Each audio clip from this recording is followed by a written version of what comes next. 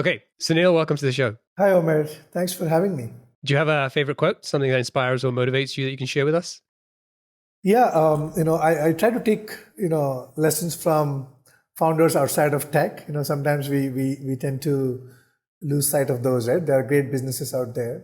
One of the core beliefs or philosophies is based on the quote of J.W. Marriott, the founder of, the Marriott, hotel and restaurants group. And he had said something like, you know, take care of your employees first and they will make your customers happier, right? So I think I've always believed in, the company is there to, of course, serve the customers at the end, but along the way, you need to make sure your employees are thriving, growing, and supported, for what they do. And if you can keep them happy, your customers would always be happy. Love it. So tell us about Signeasy. What does the product do? Who's it for?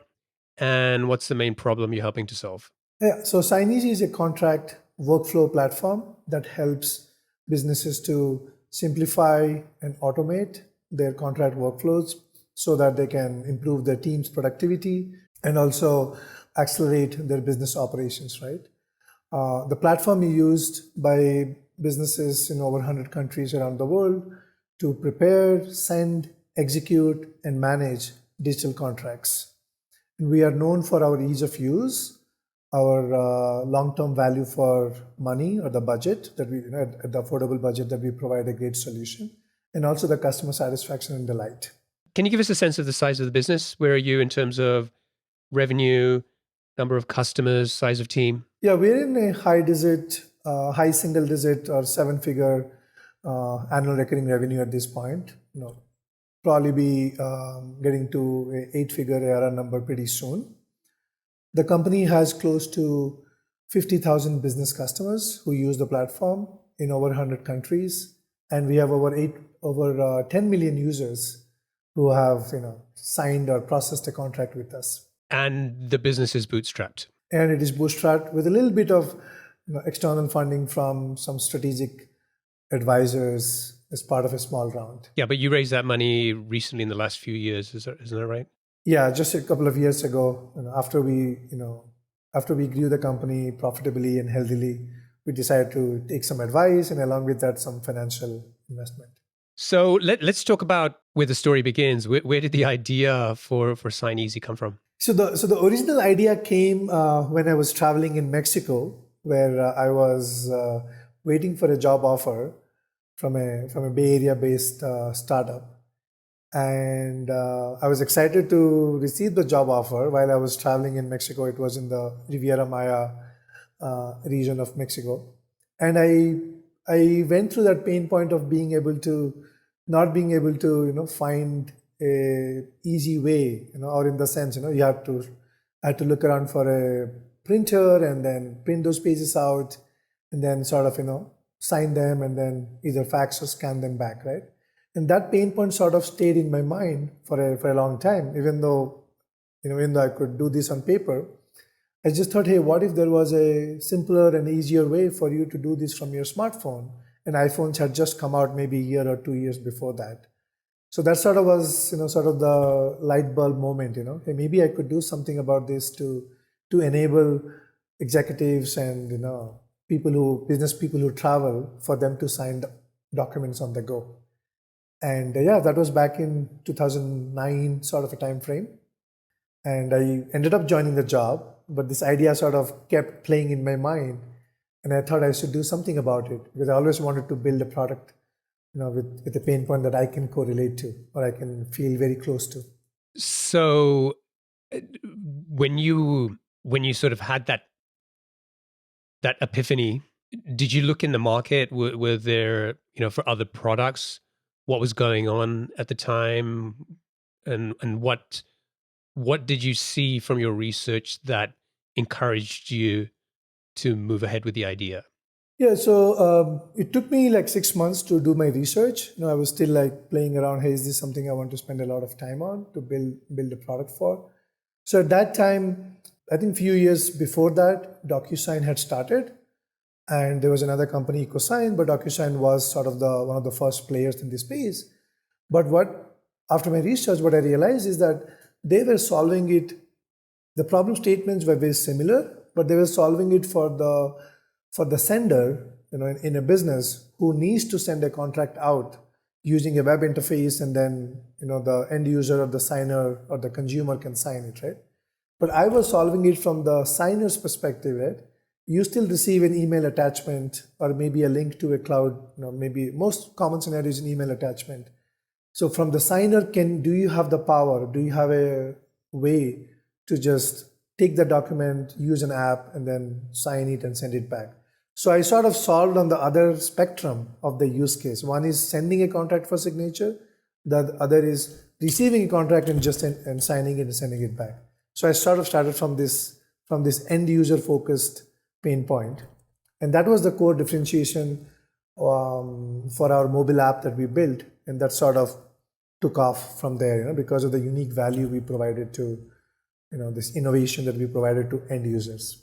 Okay, so in those early days, it was the idea was if anyone sends you a PDF or something, it should be easy for you to sign that and send it back. You should have the power. You should not rely on somebody using a e-signature platform to send it to you. Here it's just you have the power to install the app and upload the document and sign and fill and send it back. Yeah. Okay, great. So about 6 months of research, and then assume you started building the product. You have a background. You're a developer by trade. Being able to code as a founder is a blessing, but it can also be a curse because we tend to build things too quickly sometimes. So what did you do, and how long did you spend building that first version of the product? Yeah, that's right. Like since I have the experience to build software at that time, but I needed somebody who I could pair up with specifically for the iOS side of things. I knew how to do web programming and server programming, and I wanted to, instead of me spending the time to learn on my own, I wanted to fast track it. So basically, I hired a developer through a friend's network. I was in the US, and this person was based in India at that time. So I hired him, and we sort of started working on different pieces of the software, right? And took us close to 9 to 10 months to launch the first version of our app. We were basically working remotely, on the side, and the app launched in 2010. So I know for context for people who are listening to this, the first 5 years or so of Signeasy, it was really just an app. And then beyond that, I guess around 2015 is when you started to build out, the web version and and Yeah. also sort of pivoted a little bit on the sort of the target customers. So tell me a little bit about what was the experience. So you build the product, the app, get it into the app store, and what happens? Millions of people are downloading it. Yeah, exactly. So it was all organic, right? Within few weeks or maybe a month of launching the app, we were one of the first mobile e-signature apps at that time. Even DocuSign didn't have one at that time because we were innovating for the end user, right? So we sort of saw some recognition from Apple themselves, where they featured the app on their app stores as a new and noteworthy apps, and that sort of started giving us thousands of downloads to tens of thousands of downloads on a monthly basis, and we started seeing the traction. Right, people are uploading PDF documents and then inserting a signature or initial or putting a date on it and then sending it out. That sort of instantly validated, even though I knew it's a pain point that I have solved, I have faced myself, and of course there will be a lot more users like this. But this was the real validation from Apple and also the users on App Store. And I think within few years, we sort of just expanded to even Android. We launched our iPad app. So it was sort of iPhone, iPad, and Android tablets.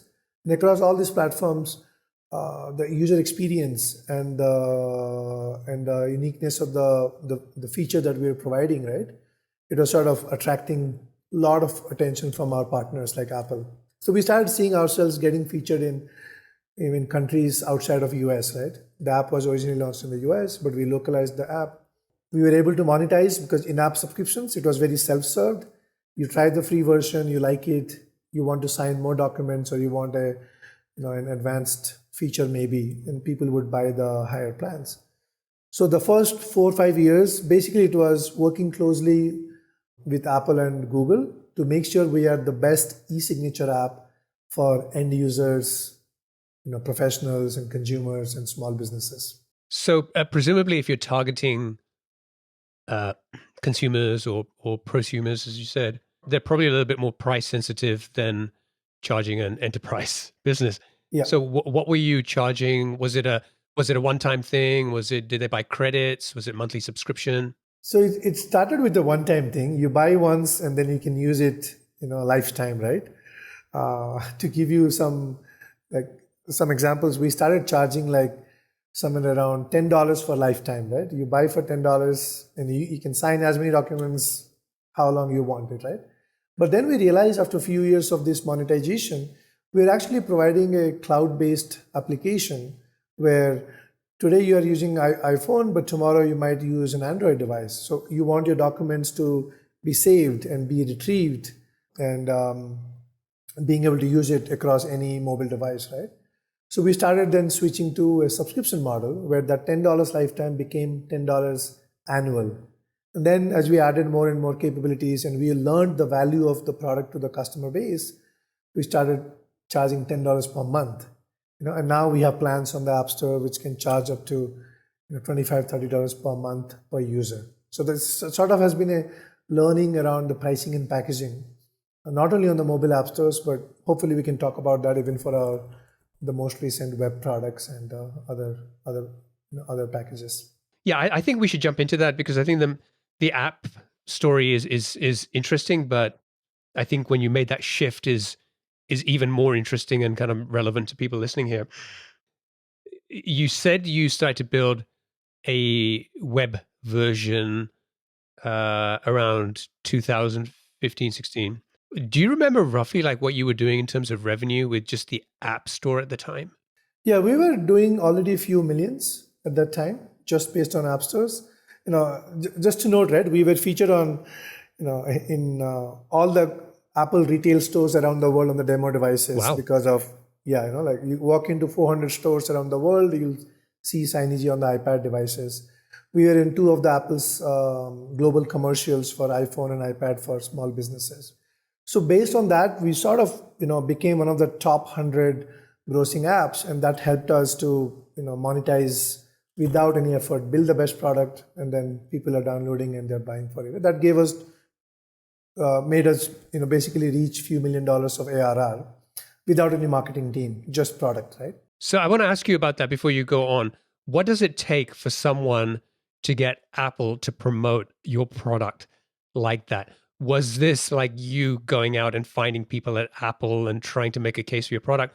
Or was it just based on what they were seeing with the activity in the App Store and reviews that kind of led to this? Yeah, I think we were one of the first pioneers in the mobile e-signature world, right? And they saw, Apple wanted to see productivity apps. It was always meant for, it was always around games and utility and lifestyle and all of that. But business apps or productivity apps were not as many around those times. And we were one of the first to build, like they were looking at downloads and they were looking at number of reviews. They were looking at in-app monetization, subscription-based monetization. All those signals kind of put us in front of their App Store editorial team. And once the App Store editorial team noted us, they saw us, we started talking to Apple's partnership managers who are handling business productivity apps, right? And then we started working closely with them to, okay, let's improve the user experience. Let's, what sort of features would be helpful for, for the customer base. The latest Apple, every year when they release an annual upgrade, a new iOS version, there are new capabilities. So how can Signeasy leverage those capabilities to be ready on day zero of the launch of the new iOS version, right? So that sort of commitment to the platform gave a lot of confidence to Apple that, hey, Signeasy is doing something great for the business customers, and let's work with them and let's make it one of the best apps on the ecosystem. And it was all luck. I would say it was all organic, a lot of luck, a lot of timing, all of that sort of played to get what we got from those partnerships. Yeah, that's awesome. I think it just goes back to, marketing, sales are very important, but build a great product, really focus on the end user, the customer experience, and that on its own, with a bit of luck can take you a long way. So when you moved to this web version of this, was this driven by what you said earlier in terms of, well, we realized we are kind of building this cloud solution anyway, so why not have a web interface as well? Or was this part of kind of a move to pivot and focus on a different customer, more kind of B2B type? So a couple of regions. Of course, it was a cloud-based service, so we can provide a web-based interface to the same functionality, right, of self-signing. But we were also seeing a pattern of usage or feedback from our customers, right? Most of these users were already business professionals, right? So they're happy with our mobile app, but somebody in their company, also needs to be, whether they're in HR or maybe in sales or operations, they're not on the go. They are desktop, they're office-based professionals, right? And they started looking for, hey, do you have the capability to send a contract out for signature? You're doing it great for receiving a contract and signing it. What about the other side of the pain point, right? So these two sort of feedback, hey, we are a cloud-based solution. Let's anyway do web, but we also need to go up the value chain and solve for other use cases that are needed within an enterprise or a business. And we already have great affinity or great recognition among our mobile user base, customer base. So that sort of led us to, hey, we need to invest in expanding the product capabilities of being able to send contracts out for signature and manage those contracts in a single repository, right? Various folks will be sending sales contracts or employment contracts or NDAs, but you need a single repository or interface for you to organize and retrieve and give visibility, right? And that sort of meant that, hey, we need to also provide a web-based platform. And then that sort of started the journey for where DocuSign was coming in from the enterprise use case to the end user case, and we were going in from end user case to the business use case. So web to mobile, they were coming, and we are going with mobile to web, right? So the conversions will happen with the sort of pain points and use cases we are solving for. Yeah. So with the app, it seems pretty clear cut. It's like they focus on the people sending the contracts. We're optimizing more for the people who are signing these documents. And now when you move into the web version, the lines get blurred, and you're now competing with some of these companies like DocuSign, EchoSign, and so on. What happened in terms of the focus on your ICP? Did that ICP change, or did you still say app first? We focus on consumer, prosumer, etc. As you said, web we focus on a different type of target customer. Yeah. So I would say our product market fit expanded, right? Initially, for the first 5 years, our product market fit was mobile users, mobile executives, mobile signers, right? But we as a business, we are looking for, as a founder, you are looking for how can you add more value to the same customer segment, or can you solve for a different customer segment? The segment could be adjacent segment, right? Or maybe just higher up in the value chain. So we thought of this evolution of the company when we built the web-based platform as an expansion of our original focus, right? What are we focused on? We are focused on helping people be more productive at their work instead of chasing paperwork, right? Now, it's granted, to office-based professionals, maybe they're in HR or sales, they have to do a lot more paperwork because they are hiring all the time, they're closing customer deals all the time, they're signing partnership agreements all the time. And you need to be able to do that in a standardized fashion across the employee base in the company, right? And that sort of excited us. Hey, I think we already know the domain, and if we can use our skills and expertise to, solve a larger problem statement, that will make us, that gives us a bigger meaning and a bigger challenge, and let's go after it, right? And that's how we thought of this. As the ICP expanded, it didn't pivot. It just, as a company, we said this is one type of customer segments. we should also solve for, and it's a different feature set, it's a different monetization, different go-to-market motion. While App Store can run on its own because it is organic, it is reviews driven, it is App Store driven, self-serve sales. So we can kind of treat these two businesses in terms of they're related, but we don't have to dilute one for the other.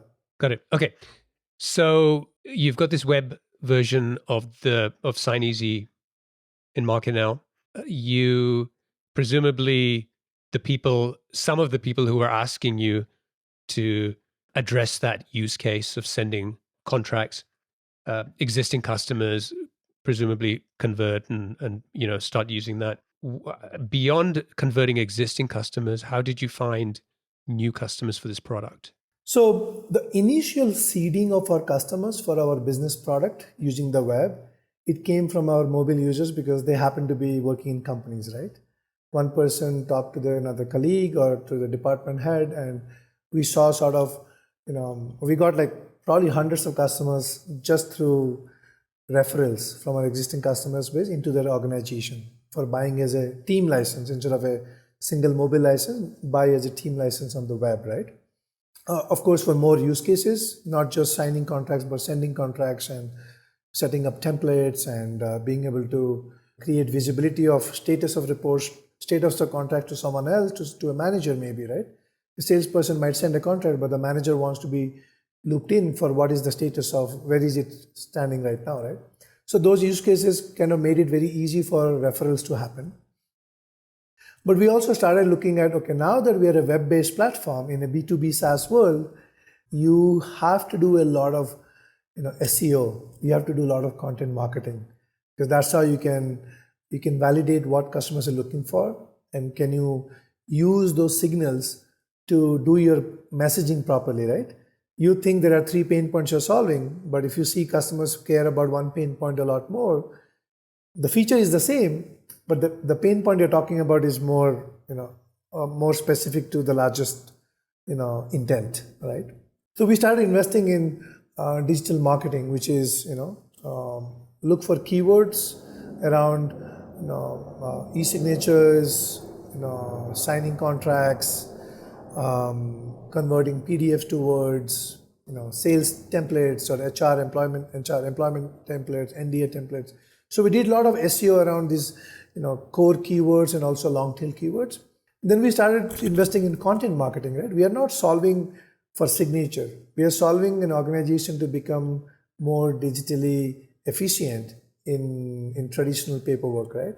So there are pre-signature and post-signature steps, right? What are the pre-signature steps? We're talking about prepare, then set up, then execute, then manage, then automate, right? So we started picking up specific topics about what does a target persona or target customer profile think of in their day-to-day business, and start talking about the overall value of the solution, not just e-signatures. So probably the first few years we spent a lot of effort and time in SEO and content marketing to give us that additional channel of acquiring customers. And we also participated in a lot of review sites, right? G2 and Capterra. You have to ask your customers to leave a review and talk about what's good, what's bad, and why did they choose us. And that also made a lot of impact in customers discovering us organically. Yeah, I think what you said about content marketing is a great tip. When you explain it, it sounds obvious, but when you're in the middle of the trenches trying to figure out what type of content to create for customers, it's very easy to kind of get lost. And in that scenario, you could easily have been in a situation where it's like, well, we want to do content marketing, but how much content can you write about sending and signing contracts, right? So, just the idea of like moving up a level, thinking a little bit more broadly about, what are the benefits to the business beyond just sending and receiving these contracts, I think is really smart and something hopefully that Yeah, I mean, one example I can talk about if it helps is, why do businesses use electronic signatures, right? But they want to appear professional and more modern to their prospective customer or a partner that they want to engage with, right? You using electronic signatures means that your time to closing is faster. The customer thinks you are a more modern business, so they would want to work with you instead of somebody who is asking them to, mail and scan the contract, right? And there's a lot of errors that happen. It's cumbersome. You could leave out certain fields. It could be expensive. It could be time consuming. And these are the topics you want to talk about. A business always wants to appear more professional to be competitive in their industry. And electronic signatures or digital contracts can go a long way in forming that perception. Tell me a little bit about how you think of competition. I think in the first 5 years in the App Store, building the apps, you had a great start, built a solid reputation, got some traction there with some help from Apple. When you move into web and you kind of said like B2B SaaS, you're now competing against the people that you said we're not competing against for the first 5 years. So just as a founder, how much time do you put into looking at competitors, thinking about competitors, and how much of it is just focused on your customers and what they're telling you? Yeah, I mean it's both, right? I think you get inspiration for sure because there are great companies out there who are solving for a similar problem statement, and you need to learn from the industry, right? So you're learning from your own customers. You're learning from your customers' feedback about your competitors that you can find in G2 Crowd and Capterra and other review sites. People will talk about. You can always scan their reviews and find out what are they not doing correctly, but customers care about. Can we solve it better for these customers so that we can be the go-to choice for them, right? And also looking at competitors, it's sort of like it's part of our awareness. Hey, we have our own thinking around what should be the product strategy that sort of aligns with our target customer personas or customer segments, and also our go-to-market motions, right? Our go-to-market motions are more inbound. That means we have to build products with features that seem easy to work, right? But they're sophisticated, but they seem easy because we don't want them to go through a salesperson all the time. They should be able to try the product, buy one seat, and then expand to more seats or more teams if they want, right? So when we track competitors, it's you cannot ignore them, but at the same time you cannot be fixated on them. No, customer is the king, and competitors can help you inform in terms of just a broader market sentiment, market patterns that we should be aware of. How did you figure out how to differentiate the product when you're competing against the DocuSigns of the world? Our namesake Signeasy, we always felt if our mobile apps are so easy, which is why Apple promoted us or featured us heavily and they recognized us, we need to bring that same experience into a bigger real estate, right? In a mobile, you're working with a limited screen space, and if you have done a great job there, you should not lose sight of that when you add more features or more functionalities to your web product, because now you're handling the sending side, managing side, organizing side of the contracts, right? So we sort of took it to our heart very seriously, our namesake. We must be easy to use. We must be easy to do business with. That means easy to buy with, easy to do customer service with. And we must be easy to set up. The setup should not require, professional services or a trainer, an organization trainer to come in and set up the system for the employees to use, right? So that was one of our first differentiations is, can we do this thing really well, easy but sophisticated? In fact, I talked about, I blogged about, how making something easy is the most difficult part of any product. And it should be so easy that people don't even notice it. They always take it for granted because design is behind the scenes, right? So we took that very seriously. Can you give me one example of that, Sunil? Something that Sign Easy, an example of somewhere that was easy to use or easy to set up that at the time your competitors weren't doing a great job with? I think one example that I could come up with is probably a few years ago. A lot of companies, a lot of customers in our industry use it for real estate, right? Real estate buyers and real estate sellers, right? And when you use like a 40-page document, right? For signing and initialing, every page needs an initial signature on few pages, but initially needed multiple, every page almost at the same location, right? So we saw that hey, our senders preparing an initial field for the signer on every page. Let's imagine adding 40 initial fields. And we know it is the same field that needs to be repeated, duplicated. So we added a feature, you add one field and you just single click on it and you just say copy it to all the pages. So in one click, you avoided 40 steps to prepare the document. Similarly, on the signer side, if once he fills the initial, he could also see that, hey, I see there are 40 initials to be filled in. If he can click on it, he could say, fill the same information in all the pages of the same field type. So we called it like, copy and duplicate fields to more than one page. That could be an example where it is powerful, but it's just one click interaction that makes it really easy for the signer and the sender, right? Yeah, I think that's a great example. So when you identify something like this and then you implement it, how do you measure the effectiveness of it? Like, does it, yeah, we spotted this opportunity. We think there's something, we can do a better job, make it easier. You build it, ship it, etc. But then at the end of the day, did it actually make the user's life easier? So how did you do that? How did you measure that? So we track like time to complete a document, both on the time to prepare a document and also time to complete a document. And when we see that the same field is in a given document, signature field or initials field is more than a certain count, obviously we could segment the time to complete of documents with single fields versus time to complete a document with single fields on all pages, right? And the time difference would be it will be order of magnitude difference. So that's how we'll use our analytics to cohort, to split it into different cohorts of documents or types of preparation or types of completion, and we could compare the time. So those would be some ways we would measure the effectiveness.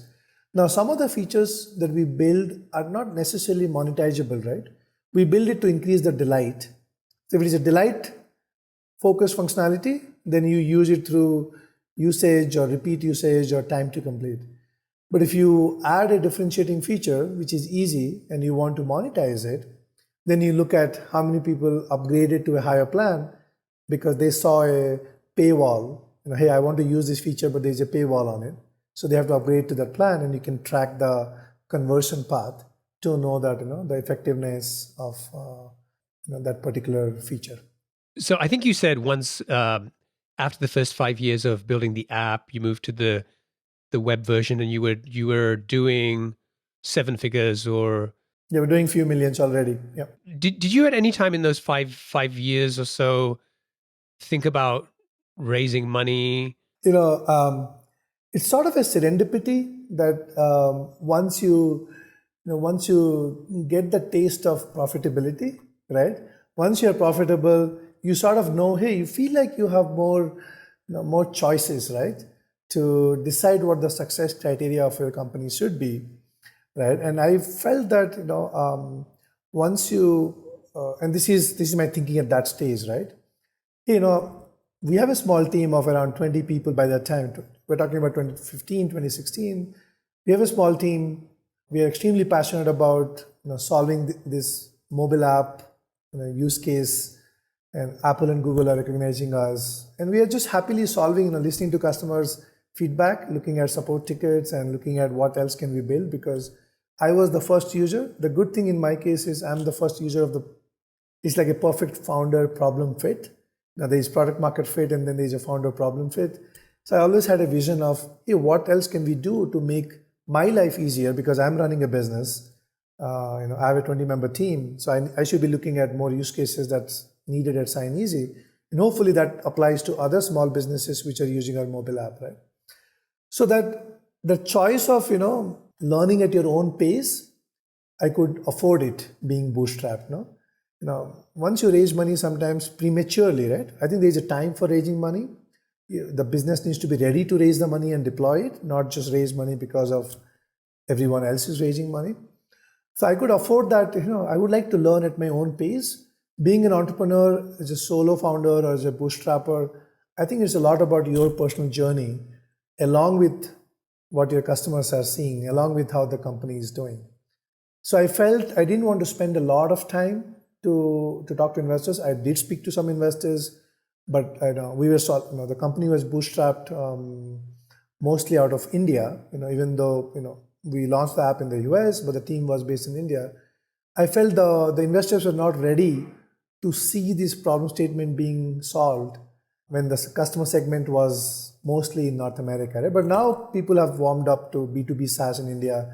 It's one of the fastest growing B2B SaaS markets, right? But at those times, 2015, 16, there were not a lot of B2B SaaS companies made in India and built for the world. So we just stayed focused, kept our heads down and just we are profitable, so let's not worry about raising money. Let's just make the best mobile app on Apple and Google platforms. Now, you're also a solo founder, and the conventional wisdom or advice is don't build a SaaS business as a solo founder, Yeah. have a founding team. I don't necessarily agree with that because I've talked to so many people like you who have been able to kind of break that mold and prove it is possible. Obviously, I think it's a lot harder sometimes when you're the only guy, and you don't have a co-founder to lean on. What has that journey been like for you in terms of the challenges, but also why do you feel that you were able to still succeed? So I think in the beginning it was just perseverance, right? I was like, you know, I know exactly what I want to build, and if I can hire a team and I can inspire and motivate them, I have the vision, I have the strategy, I need help in execution, right? I think as a solo founder, you can go a long way to a certain extent to a meaningful scale, right? And if you are not able to get to a meaningful scale, of course, you need to question, do you need to bring in a co-founder or some executives early on, maybe founding members, right? You don't need a co-founder all the time as long as maybe you have people who act like founding members. And I was very fortunate that, as a bootstrapper, we were able to hire young talent who had the right attitude, hungry for learning, hustling for success. And many of those folks stayed with us for more than 4 or 5 years as the company grew from a mobile app to a cross-platform web and mobile and like a real B2B SaaS business, right? But I did feel challenges at some point where you are constrained by not just your skill set but your attention. Where is your mind space being occupied? And those were times where I sort of recognized hey, I wish I had somebody like a co-founder, right, or maybe a real co-founder who could think as much as about the business and people and challenges and competition and all sorts of dimensions, right, as me. And over the last few years, I think the company has reached a scale where we were able to attract some senior talent and have started trusting them more, not just for execution, I've started trusting them more in terms of their ability to influence or inform the strategy, inform our culture, what culture should we build at this stage, how should we differentiate, like how should our product market fit evolve? Because like I said, product market fit is it's very hard for a one person to think about product market fit all the time because you need to validate your blind spots. Maybe you should be thinking about a different product market fit. You should be thinking about a different customer segment. So I feel fortunate that we have folks now where I'm trusting them more, and they are sort of like real founder-like mentality. And yeah, if you could start at the right time in the phase of your entrepreneurship or as a founding journey, you need to kind of watch out for those signals and be more conscious and be more aware, right? There is a time when you'll feel it, and if you respond to that, then I think it's probably better. Yeah, I think as a founder, and especially once you get some traction, you have multiple seven-figure business. It's important to hire the right senior talent around you that you can start to delegate more to, and it sounds like you've had some success with that. You've also had some struggles with hiring senior people. Can you give us an example or two? Yeah, so I think the difference is when you hire senior people without any expectations, right? They should not have any expectations that they will come in and only do strategy, not do execution, because you have to be hands-on depending upon the stage of the company, right? So when I hired, and I tried to hire, let's say, chief marketing officer, to think about marketing and sales because I'm a product-centric founder. Product and customers is my first nature, and sales and marketing is a muscle I'm building as a founder needs to. So when I tried to hire very senior people who could be the right fit, maybe 2 stages later or 1 stage later, maybe 24 months later, they would be a good fit. But if you hire them early enough, then you're not enabling them with the right resources. You're also not taking advantage of their strengths anymore, right? You're asking them to do hands-on work which they may have been out of touch, or you may be asking them to hire people of hire a lot more mid-level people but not hire directors and VPs below them, right? But then that just creates additional layer of I would say management overhead where they are far removed from what's going on in the execution level, right? So I think those were tough lessons, and we hired during the pandemic time where we didn't even have a chance to, in the first 3 to 6 months, we didn't have a chance to set the right expectations. It was all remote hiring, and on paper they were great and they were good folks. But somewhere we felt, hey, maybe it's a expectation mismatch. Maybe they're the right fit 2 years later, not today, right? Because some executives are really good at having a process already in place and then scaling the process and refining the process. But some executives can actually start from scratch, right? No, you give them a blank slate and they can solve, they can basically unlearn what they have done before and think of it as a new canvas. Yes, your past experience and skills could be leveraged, but they are not always the right solution for a company, a new domain, or a new stage, right? So things where it has worked is when I say senior executives that have worked for us, where I've been able to trust them, they had the experience for the right stage where we needed them, and they were willing to go through the hands-on work and go through the grueling phases of finding those answers, right? Only questions are given, answers you have to figure it out. While executives where it didn't work out is they sort of needed some sort of a basic process and setup already in place for them to scale it. Yeah, I think it boils down to like hiring the right person for the right stage of where you are with the business. It's you can find people who can do the hands-on, the execution. You can hire people who can do, the senior people who can come in and do strategy only, which ultimately might be the right thing to do at some point when you want to have that kind of person. But it's also like, and I think the most difficult hire to make is having somebody who can do the strategy, but also is comfortable doing the hands-on work, right? And that's a kind of critical gap. For a meaningful amount of time. Like some people can hire great, VPs and directors below them, but as a company, you may not have the resources at this stage to hire those. So that executive has to do strategy and execution, maybe for 6 months or maybe for 12 months before being ready with more resources to hire for. Okay, we should wrap up. We're going to go into the lightning round. I've got 7 quick fire questions for you. Oh, okay. That's the fun part. Okay. Just try to answer them as quickly as you can. Yeah. All right. What's one of the best pieces of business advice you've received? This is what I've heard from Simon Sinek, right? I didn't hear from him directly, but through his books and all. Is like play your own game, make your own rules, right? This infinite game, right? I think entrepreneurship is something where you define the horizon, you define the success criteria, and you define the rules of the game, right?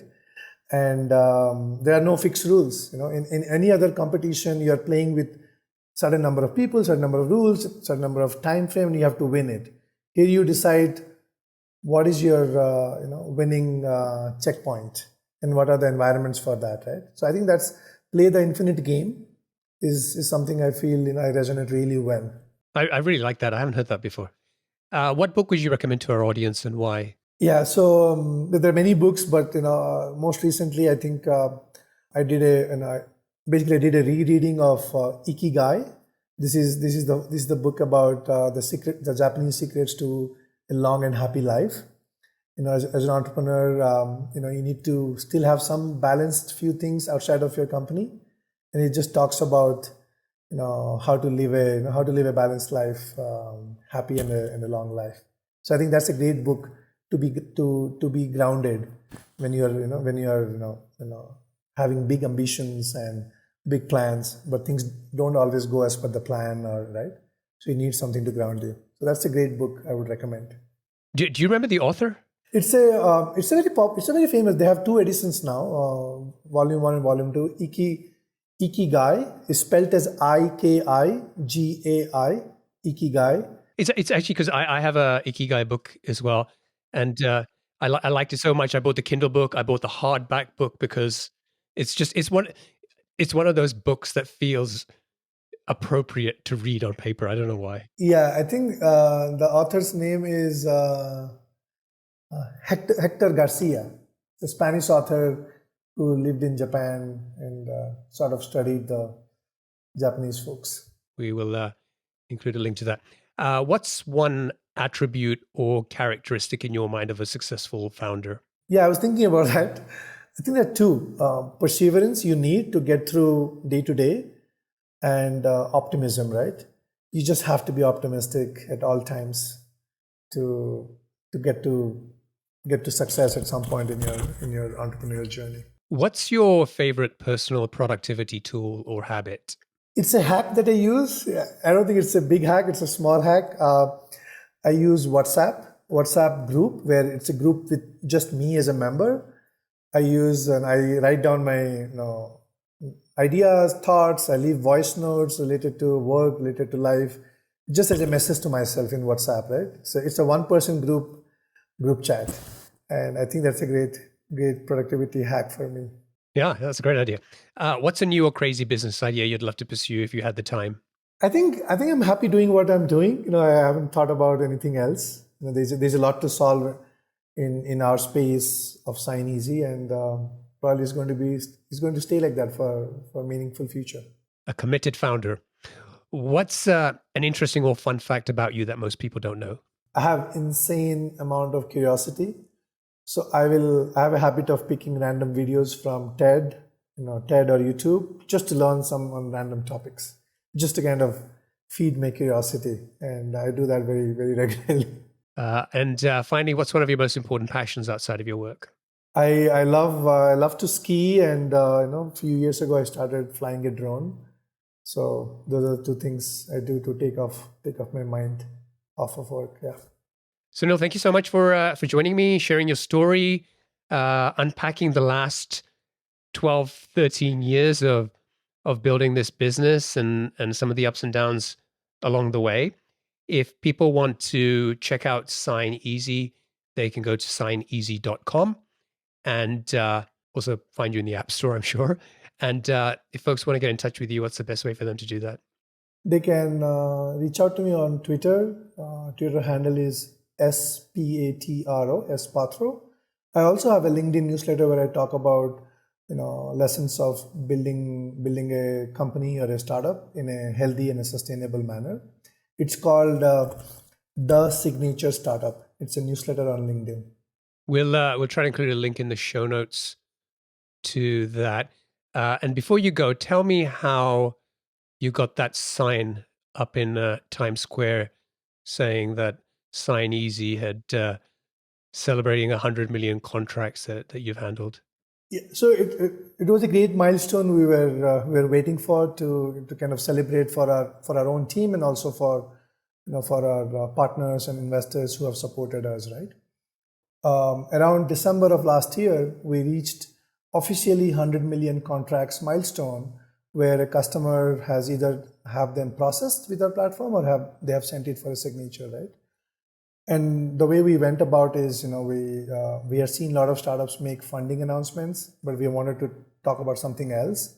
And this felt like a great way to to talk about the trust and the credibility and love that our customers have shown with their most important or critical business or sensitive business contracts, right? So yeah, so we reached out to, I think there are, we worked with an agency, and that agency connected us with some slots. We in-house the entire creative was created in-house, and we also put up a billboard in 101 Bay Area, just as part of the same campaign. Yeah, so that was a really good one for to get our brand out through a Times Square placement. That's awesome. A great milestone, by the way. Congratulations. Yeah. Great. Well, thank you so much for joining me. It's been a pleasure. I wish you and the team the best of success for the coming years. Thank you, Omer, and thanks for giving us the opportunity to share our story and learnings. My pleasure. Cheers. Take care. Bye.